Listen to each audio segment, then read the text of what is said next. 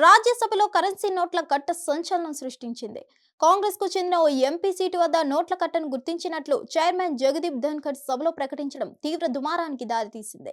దీంతో అధికార విపక్షాల మధ్య వాగ్వాదం చోటు చేసుకుంది.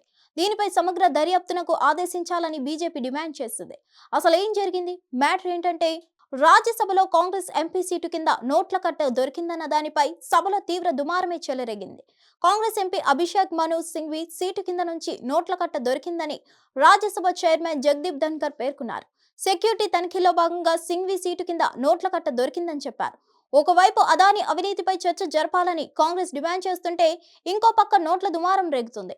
అయితే ఆరోపణలు ఎదుర్కొంటున్న కాంగ్రెస్ ఎంపీ అభిషేక్ సింఘ్వి కౌంటర్ ఇచ్చారు. తనపై వచ్చిన ఆరోపణలను కాంగ్రెస్ ఎంపీ సీనియర్ న్యాయవాది అభిషేక్ మను సింఘ్వి ఖండించారు. కేవలం ఒకే 500 నోటును తీసుకుని సభలోకి వెళ్లానని, సరిగ్గా మధ్యాహ్నం 12:57కి సభలో వెళ్లా. మధ్యాహ్నం 1:30 వరకు ఎంపీ అయోధ్య రామిరెడ్డితో కలిసి పార్లమెంట్ క్యాంటీన్లో ఉండి వెళ్లిపోయానని సింఘ్వి స్పష్టం చేశారు.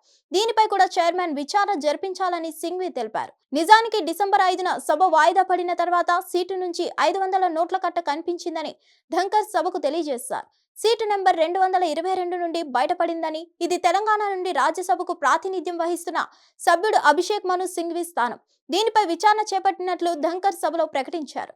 దీనిపై విపక్ష కాంగ్రెస్ సభ్యులు రభస సృష్టించారు. ఈ వ్యవహారంపై విచారణ జరుగుతుంది కాబట్టి విచారణ పూర్తయి వాస్తవికత తేలేంత వరకు ఎవరి పేరును తీసుకోవద్దని ప్రతిపక్ష నేత మల్లికార్జున్ ఖర్గే అన్నారు. పార్లమెంటరీ వ్యవహారాల శాఖ మంత్రి కిరణ్ రిజిజు మాట్లాడుతూ, ఒక సీటు నుంచి వచ్చి ఆ సీటును సభ్యుడికి కేటాయించినప్పుడు ఆయన పేరు తీసుకోవడంలో తప్పేముందన్నారు. నగదు రికవరీ ఘటనపై బీజేపీ జాతీయ అధ్యక్షుడు కేంద్ర మంత్రి జేపీ నడ్డా మాట్లాడుతూ, నగదు రికవరీ అంశం పార్లమెంటు గౌరవానికి సంబంధించిందని అన్నారు. ఈ ఘటన పార్లమెంట్ గౌరవంపై దాడి.